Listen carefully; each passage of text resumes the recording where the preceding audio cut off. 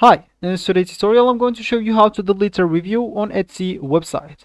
So first of all, all you need to do, just go and open the browser that you're going to use to follow this tutorial steps with. So of course here in my case I'm actually using Brave, but of course in your case you can use any other browser, could be possibly working for you. So once you open your browser, just go here to the URL section and type etsy.com and hit the enter button. That will take you into this page, and if you are logged in already into your account, you'll find this welcome back sentence with your name or username. If you are not logged in into your account or you don't even have an account, you'll find at the top right corner an option sign in.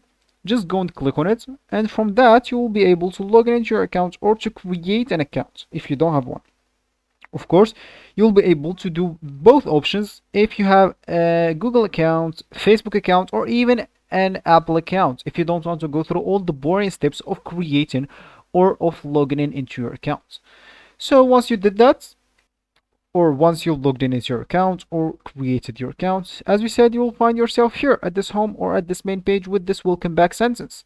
So of course, if you want to delete your review on Etsy websites, so first of all, unless a review violates Etsy policies, it can't be removed. You will be able just to edit it. So if you go to your account right here, then click add persistent reviews.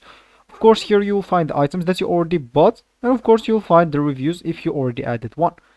So as I said, unless a review violates Etsy policy, so maybe there is some hate speech on it, or I don't know, maybe something, as I said, violate the Etsy policies, so it can't be removed, it can be just edited. So of course I have a trick for you. You can just go and edit it and actually remove all the review and add some dots or something, because that will appear like you deleted your review. So of course Etsy don't let people actually remove their reviews because they try to prevent by law and various markets from interfering with customer opinion regarding the item or the server received.